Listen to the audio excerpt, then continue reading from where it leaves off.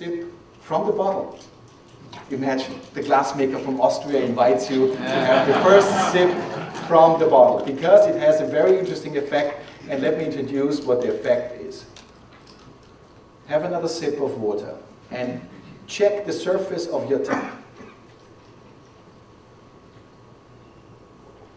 And you will notice that the surface of your tongue, you feel it on it all of a sudden. You feel the rough surface of your tongue. You feel it?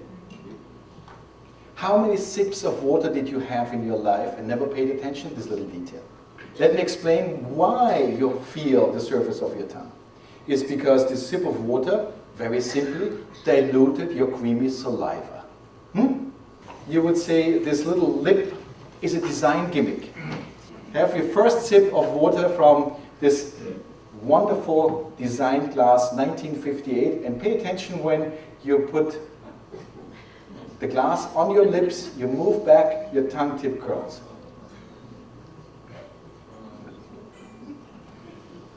And this kind of effect that your tongue tip curls obviously lifts your tongue tip, and the cool water hits the front of your palate. And interesting is that we're going to talk about flavor picture, and this kind of flavor picture is built on three components: tactile sensation, taste, and sense of smell. And you will notice that the center of your tongue is untouched. It is warm. We pour the wine in a funnel in an empty bottle, and from the empty bottle back into its original bottle, and we double decanted the wine. That's all what we do.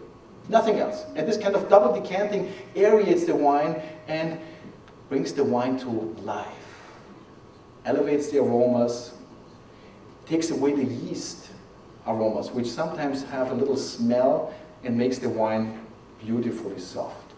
I would definitely recommend to keep your wine for at least 2 to 3 seconds on your palate. This is the front end of the wine. This is where the wine is being introduced to tactile sensation and the sense of taste. Because the back end of the wine is only created by the sense of smell. We're going to talk about this. Imagine that there is even a chocolate which goes with Sauvignon Blanc. This to me was always surprising, because the high acidity of Sauvignon Blanc, I've never thought that there's a chocolate which goes with it, but I give away this little inside. It is chocolate with sea salt. And this kind of chocolate with sea salt, the beautiful minerality of this chocolate meets the minerality of the Sauvignon Blanc in a most incredible way. And you know what is the wildest of all the wildest chocolate and wine combinations is Syrah. Syrah and its spice goes with chocolate which is flavored with chili. This is really exciting on your palate, really exciting. So, in case you don't want to cook at home, ladies and gentlemen, you don't have to clean pots and pans anymore. You just have chocolate and wine. That's all. It's very enjoyable. It's very enjoyable.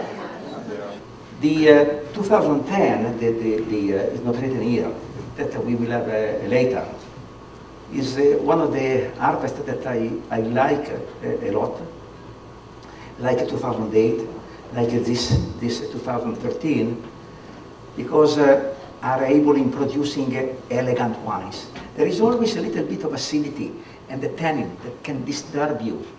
But this acidity and tannin that makes the wine elegant are matching food fantastically. And are the tannins and the acidity cleaning the mouth. And they're giving you the chance of repeating and tasting the food again and retaste and to appreciate. And I don't drink spirits. I don't drink wine in between meals. I don't drink, even beer. But wine is a complement of food. Food is making better the taste of food and is healthy. And my father, I was probably 12 or 13, and my father proposed me just for the first time a little bit of wine.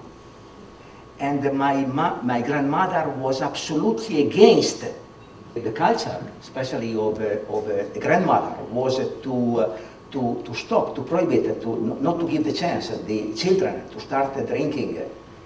And my father was against, he didn't like this. And he said to her, qui sait boire, sait vivre. They were speaking often in France. Qui sait boire, sait vivre. Who does know how to drink knows how to live. You need to aggravate wine. Have you ever heard about this word, aggravating wine? Doesn't exist in real terms. Does not exist in real terms. Aggravating wine means you need to shake it. You will notice, you see this foam here? So, and this foam comes with a noise. The preservative of wine is dormant CO2. Now, where does the dormant CO2 come from? Very simple, from the first fermentation, where the yeast attacks the sugars in the must and turns the sugar in alcohol and CO2.